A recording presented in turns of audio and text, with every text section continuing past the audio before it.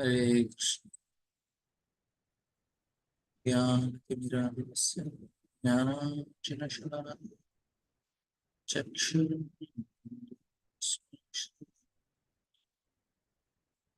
Namo Vishnu Krishnaya Bhutale Srimate Bhaktivedanta Swami Namo Namaste Saraswati Devi Gauravani Pratapade Nirvisesha Sambhavi Paschatya Deshatharini Jai Sri Krishna Chaitanya Prabhu Nityananda Jai Advaita Gadadhara Srivasadi Gauravanita Hare Krishna Krishna Krishna Hare Hare Hare Rama Rama Rama Hare Hare Hare Krishna.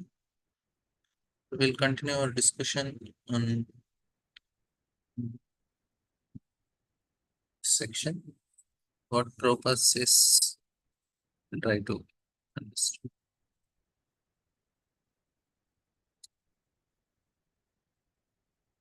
So here, Kardamani is talking to the Lord. Is let us.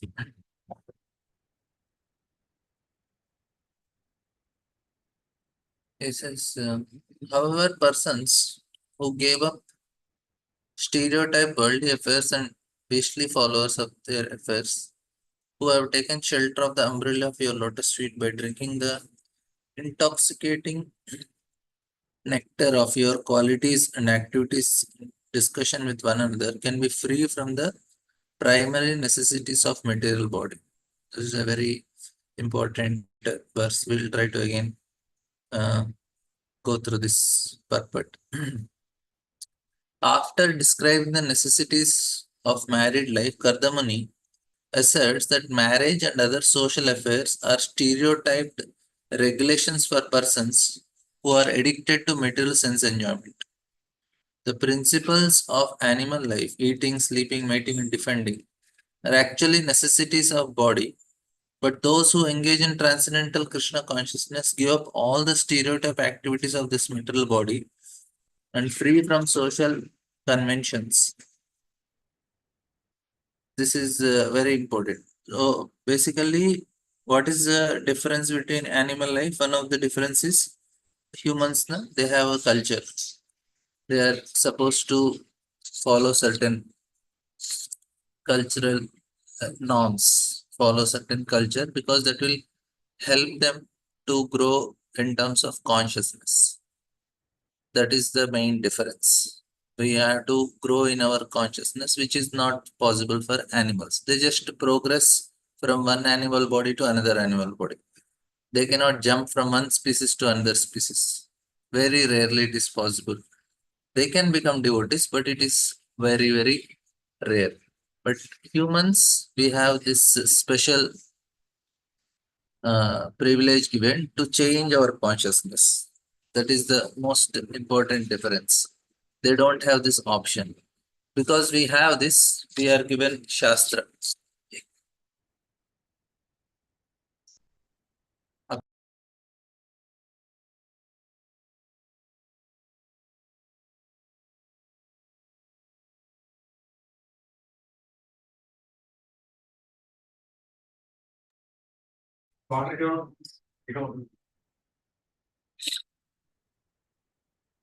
Now, here very nicely it is explained. Krishna consciousness sorry, giving up all stereotype activities of mental world are free from social conventions.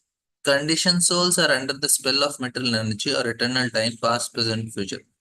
But as soon as one engages in Krishna consciousness, he transcends the limits of past, present, and becomes situated in eternal activities of the soul. One has to act in terms of Vedic injunctions in order to enjoy material life. But those who have taken to devotional service of Lord are not afraid of regulations of material world. Such devotees do not care for the conventions of material activities. They boldly take to the shelter which is like an umbrella against the sun of repeated birth and death. Krishna conscious devotee need not follow rules because he's following the highest rule. That's why, if you remember Bhagavad Gita, Krishna is telling that apichetu suduracharo bhajate ma manane bhag sadureva samantavya samyak vyavasito hi saha. In that he is telling apichetu suduracharo, even though he is doing a wrong activity, still you should consider sadhu. What is the logic Krishna is telling? Because he is properly situated in his determination. That's why you should consider him as sadhu. That means uh, uh, the main purpose of human life is taken care by him. The purpose is to become Krishna conscious. So he is in the direction of Krishna consciousness. So no matter whatever he is doing now, because he is determined to become Krishna conscious, he may have so many conditions now. He should be considered sadhu. Here also, why a devotee is not bothered? Because his determination is not to get anything material. It looks apparently is not following the rules, but it is. But like say, ambulance is there. Ambulance need not follow traffic rules. It can go in wrong direction, break the signals. Nobody bothers. Why? Because that is emergency. Ambulance don't. It is not obliged to follow traffic rules. The purpose is something different. The traffic rules are meant for whom? For regular people, so that everything is going on properly. But but it is not applicable for all. If a prime minister's vehicle or governor's vehicle is coming, they don't follow any traffic rules. If everybody stops, they go away. That means what? Rules are there, but there are exceptions also. So for devotees also, because their determination is right, the rules are meant to whom? Rules are meant to give a comfortable life in the material world. But somebody don't want only in material world anything. So then he is exempted. You want this, then you have to follow these rules. If you want to have a comfortable material life, then follow. If you don't want, then okay. You have something else, you can go ahead. Now there is a problem. The problem is, if I don't follow certain rules, I'll have to pay also. Like say, if I am overeating, I don't want to follow the rules of nature. You have to pay for it. You don't want to have comfortable life, no problem. Then you have to pay for some laws of nature. But there are certain obligations in a social level or in a religious level that they are not obliged.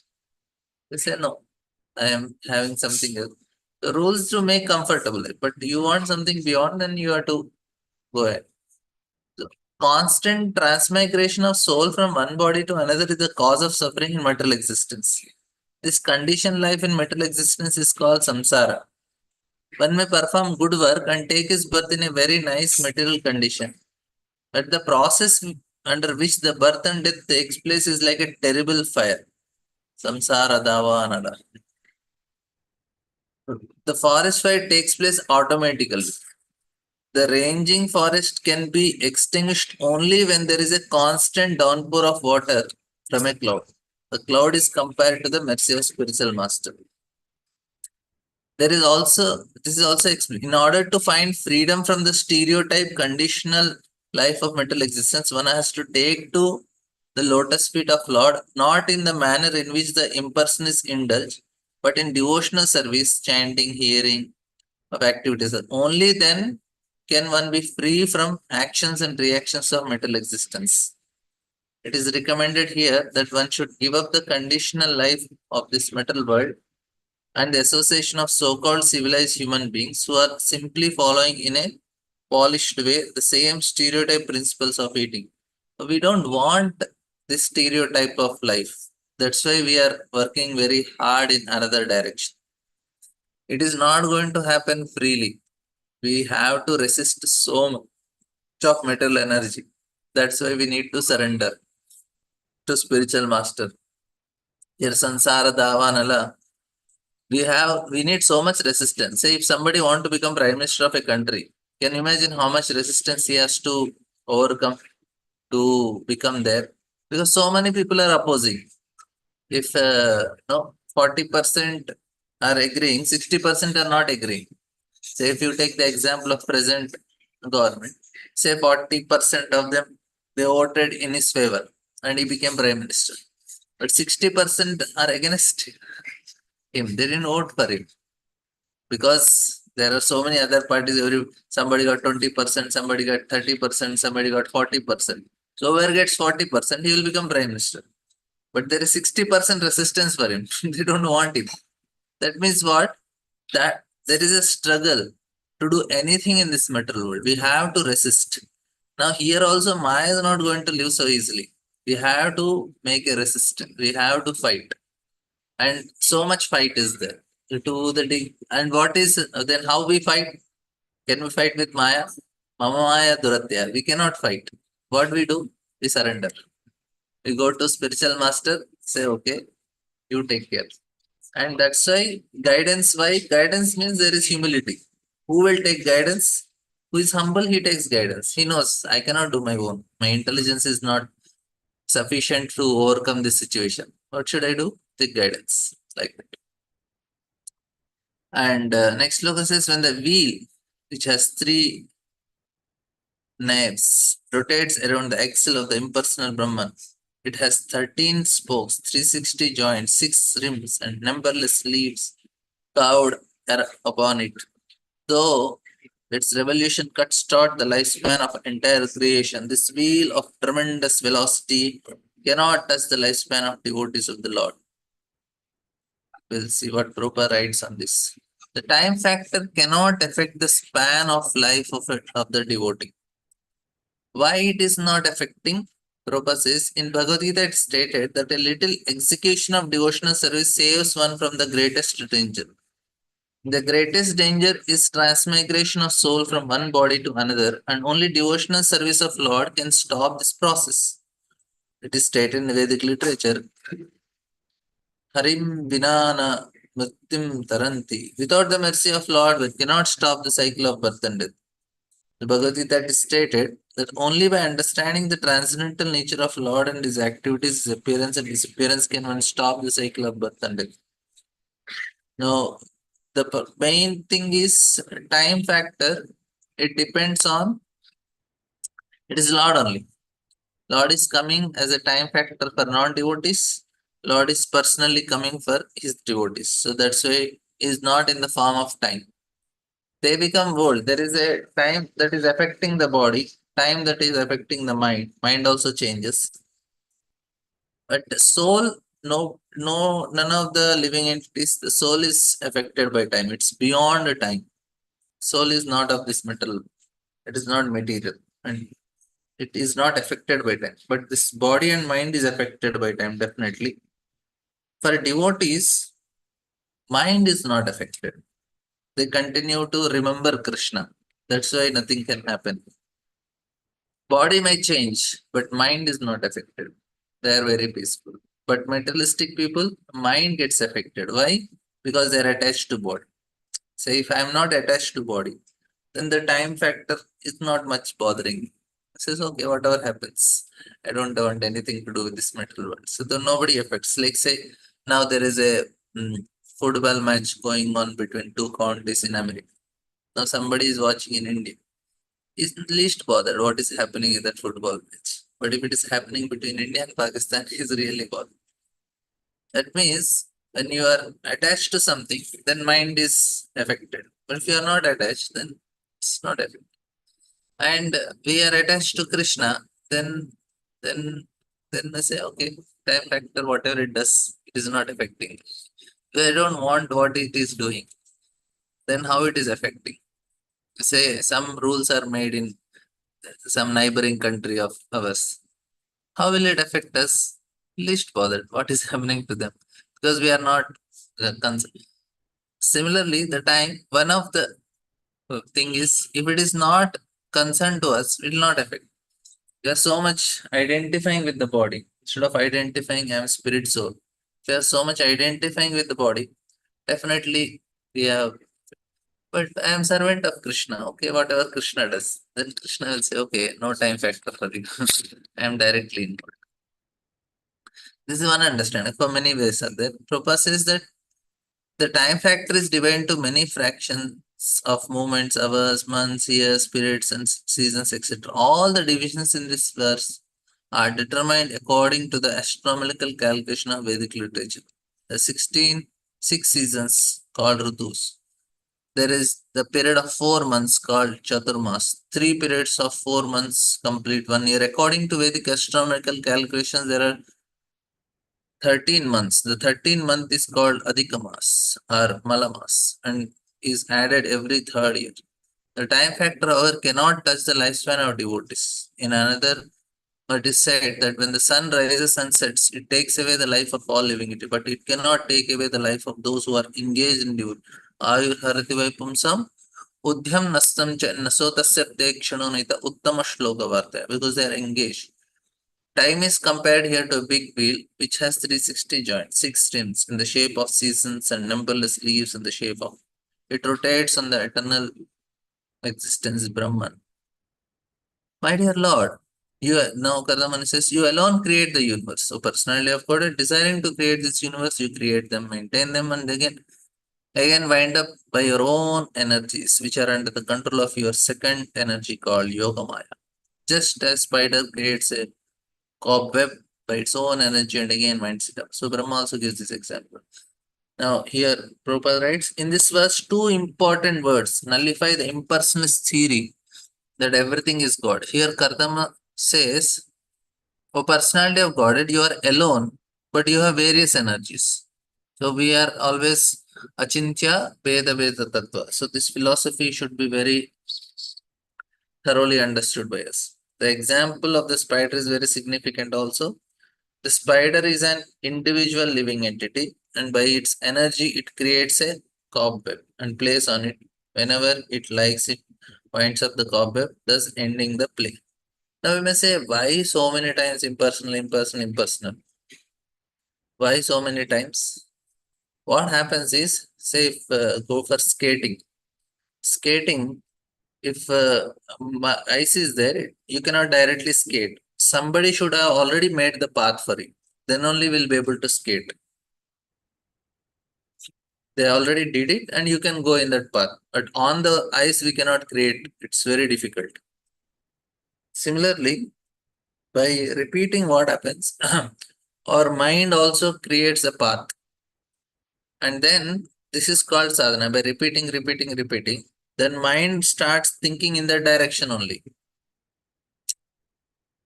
That's why we have to repeat. That's why we have to hear again and again to make a path in our brain. And the mind thoughts flows in that direction only. We will not have any other thoughts. We will think in that direction only. So that's why repetition is important for us to make that thought process very, very, very, very clear. At the time of death, there is no other thought process. That flow is like that only for us. As soon as we wake up, the flow of any time, the flow, the thoughts, what I am getting is what I am making the impressions. Say if I am hearing from some very exalted devotees, that is will be our thought process. That's why we should hear from our spiritual master or whoever we are inspired more and more and more and more. We'll also start thinking like them. Like if we are if we hear from Balram Shakti Guru, then you will also start speaking like him only, because our thought process goes like. We also say yes, yes, pure devotional service without free from jnana and karma, no varnashrama, no astrology, no vastu, all these very clear principles and no, just because that is what our mind is programmed. Here also, when Prabhupada is repeating certain things, we should not think why repetition, because Prabhupada is trying to make the flow thought process like that. That's why he is trying to help us. By hearing more and more, it goes in a more subtle level. And more subtle it is, that's what is fixed for us. We will not think in any other. We are very against Mayavad. We are very against certain things. Finish. We don't even deviate. You understand? So that's why there is a repetition. And then Bhagavatam also repeats, but it repeats in a different ways. My dear Lord, although it is not your desire, you manifest this creation of gross and subtle elements just for our sensual satisfaction. Let your causeless mercy be upon us, for you have appeared before us in your eternal form, adorned with a splendid breath of tulasi leaves. Now he is glorifying himself. It is clearly stated here that the material world is not created by the personal will of Supreme Lord. It is created by his external energy because the living entity want to enjoy it. It is created by his external because living entity want it. It is not Lord's desire. This material world is not created for those who do not want to enjoy sense gratification,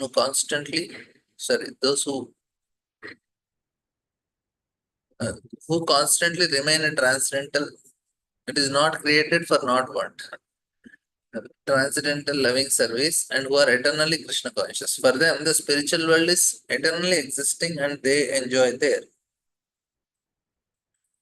And Prabhupada writes that here God is creating because He is helping us to enjoy here.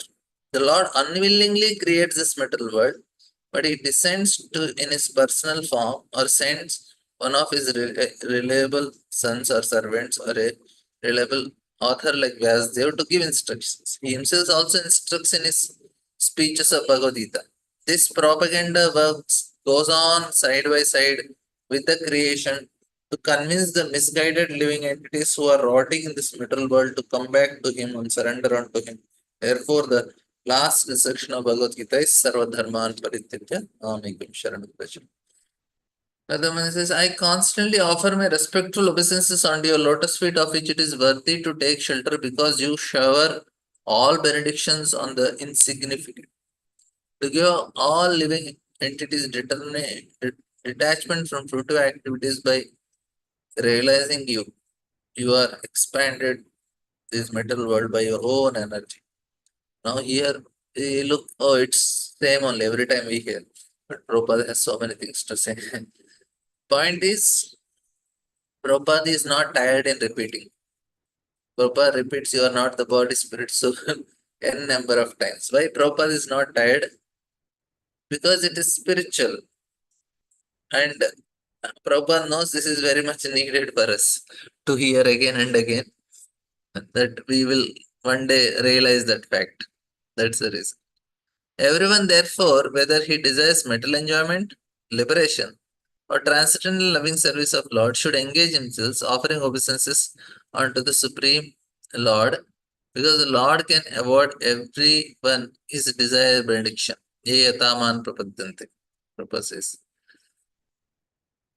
He awards. For material enjoyment, he has prescribed so many ritualistic sacrifices performed in the Vedas. So, Krishna is arranging a proper system.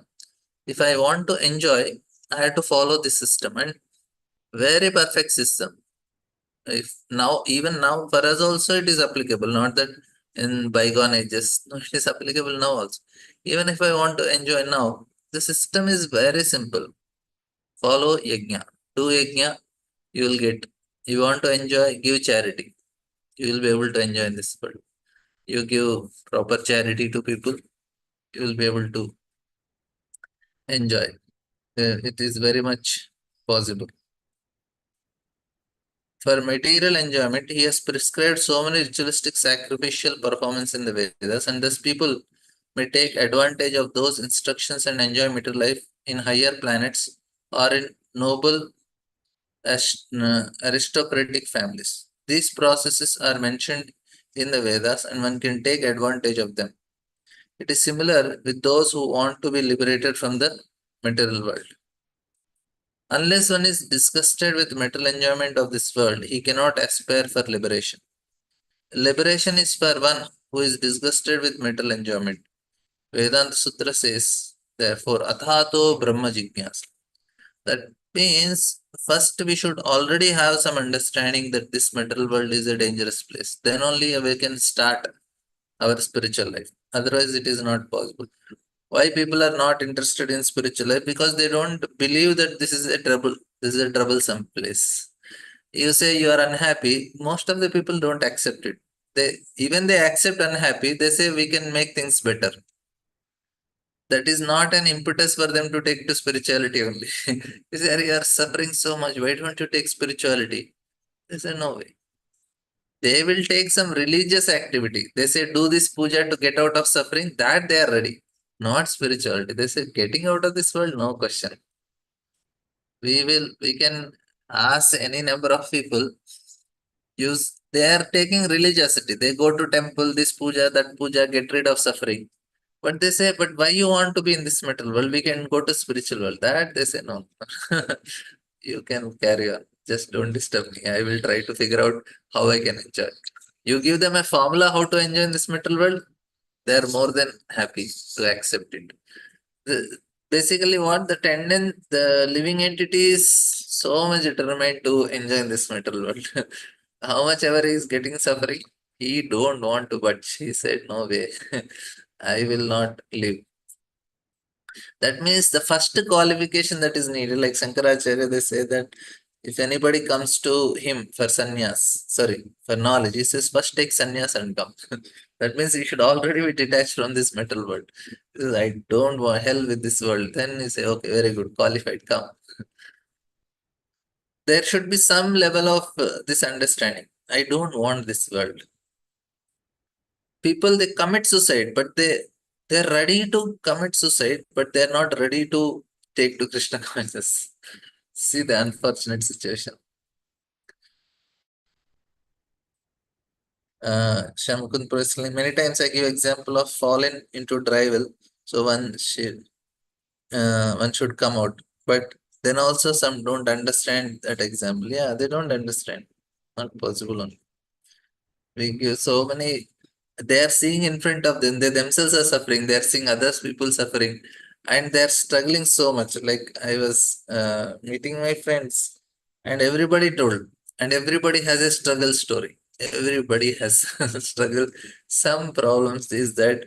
uh, And then I said, okay, now you feel, now you are laughing at it and you are successful to some extent. Can you guarantee that this will not, you'll not going to struggle in future? No guarantee. They said, no, we cannot guarantee. Then I said, why are you struggling then? What are you achieving by this struggle? They said, life is still a struggle. They get used to the conditions of this hellish condition. They get used to hell. They're used to hell. They, that is the greatest disadvantage. They say, "Arre, there is an alternative. No, we are okay. We'll just drink and sleep and we are okay with this. But here Vedanta Sutta says, Natato Brahma Jignasa. We have to first inquire. Those who have given up the attempt to be happy in this material world can inquire about absolute truth. See, this is the point. We have to give up that to some extent. For those who want to know the absolute truth, the Vedanta Sutra is available as in Srimad Bhagavatam. That means to even understand Srimad Bhagavatam also, this should be there. I cannot be happy in this material world. I can be happy only in spiritual world with Krishna. This should be very clear for us. And since Bhagavad Gita is also Vedanta Sutra, by understanding Srimad Bhagavatam, Vedanta Sutra or Bhagavad Gita, one can obtain real knowledge. That's what I was telling. The real knowledge will make us introspective. Material knowledge, which is in passion, will make a consumer, just going on consuming. When one obtains real knowledge, he becomes theoretically one with the Supreme. And when he actually begins to service of Brahman or Krishna consciousness, he is not only liberated but situated in spiritual life. Similarly, for those who want to lord it over material nature, there are so many departments of material enjoyment, material knowledge, and material science are available. And the Lord provides for persons who want to enjoy them. The conclusion is that one should worship the Supreme Personality of Godhead for any benediction. The word Kama Varsha is very significant, for it indicates that one satisfies the desire of anyone who approaches him, but one who sincerely loves Krishna and wants material enjoyment is in perplexity. Krishna, being very kind towards him, gives him an opportunity to engage in transcendental loving service, and so he gradually forgets the hallucination. We all want to get out of this hallucination. You know, the mind is not focused. We are trying to, everybody is searching. Mobile has search, Google search. Why people like Google so much? Because there is search in it. And why people want search? Because mind is always distracted. So it is jumping from one, because it is in passion, one enjoyment after one thing after another, one thing after another. You're always running, running, running. It's who is running? The mind is running. And that is the most important thing. We need to be like uh, Angulimal story, if you remember. Lord Buddha, he was going and he was entering into, he was crossing a village. Then the villagers said, don't enter into that forest. There is Angulimal. He just kills people. Why his name is Angulimal? Whomever he kills, he used to cut his small finger and tie to his garland of mala. So how many fingers, how many people he killed, that much mala he has, Angulimal. When they told Buddha, don't go there, he is a very dangerous person. Then Buddha did not bother. He just started walking into the forest. And then Angulimal, he looks at him. He says, okay, now fine, good. I got one more person. And he says, stop. Buddha did not stop. He's continue walking. He said, I am telling you, stop. Then the Buddha looked at him and said, I stopped long back.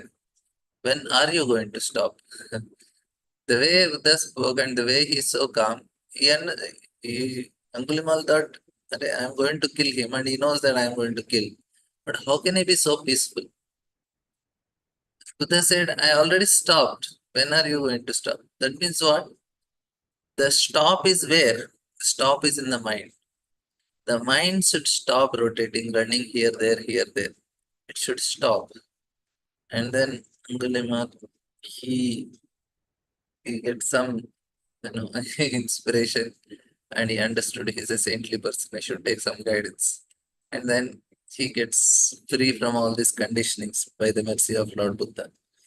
The point is, we are also running. It's not I am sitting, Roji, you are all sitting. But where are we running? Running in the mind. When you open internet, why we are going for one thing to another thing? Especially now we see this shorts, all the Instagram shorts, and everybody is just one minute. Why they are one minute? Because it is mind that is running. It's not in one place. It's all passion. It cannot make a person happy in this world, because mind should be, the more the mind is calm, the more person experiences certain type of bliss. This type of happiness is in mode of passion. It has beginning and end. Whereas Sattaguna, there is no beginning end. The state itself is happiness. That means you don't need extra things for to be happy so much. You already experience certain type of bliss. Like say, for example, you wake up at 4 o'clock and you just you on your terrace, you spent and sat there. We experience certain type of peace and calm. Early morning, you are sitting and trying to chant there, on your very open place under the sky, or in some nice scenic place. You are sitting. Now, what did you get to be happy there? You don't need anything to be happy. The time, environment, the place itself is making you happy. People go to see some scenic places, of course, because they're in mode of passion. They just 5-10 minutes and they are bored. But if we are really experience, now what is that needed to be happy there? Early morning. Don't need anything. The situation itself is happy. That is in mode of goodness. But in passion, we need something to be happy. You are seeing the difference. We need to, if we are in goodness, all the time we can experience that type of peace and pleasure. Nothing extra. That is what is mode of goodness. So here, Krishna consciousness is like that. We need to, in the spiritual level, it is unlimited. At least Sattva there is also some material limitations, but spiritual, there is no limitations. Similarly, those who want to audit our material nature, there are so many departments, so many things allowed. The conclusion is that one should worship the Supreme Lord, free from this hallucination. Maitreya Rishi, sincerely extolled in these words, Lord Vishnu, shining very beautifully on the shoulders of Garuda, replied with the words of sweet as nectar. His eyebrows moved gracefully as he looked at the sage with a smile full of affection. The word Vajasamritena is significant. Whenever the Lord speaks, he speaks from the transcendental world. He does not speak from the material world. Since he is transcendental, his speech is also transcendental as his activity, everything in relation to him is transcendental. The word Amrita refers to one who does not meet to death. The words and activities of Lord are deathless. Therefore, they are not manufactured of this world. The second of this material world, the sound of this material world and that of the spiritual world completely different. What happens is the spiritual sound has a full potency, full energy, and the same thing is down toned and it becomes material energy. Like say we need electricity, the we cannot directly bring electricity to home. Our house will burn.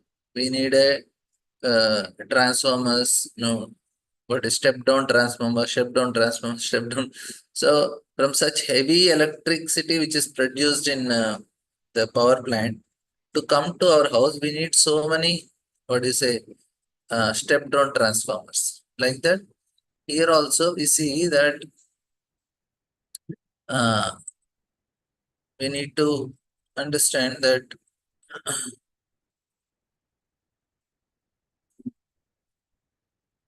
the spiritual sound, it actually comes down as it actually comes as the material sounds by step down transformers, we can say. It is coming down, down, down, down, and it becomes like this. So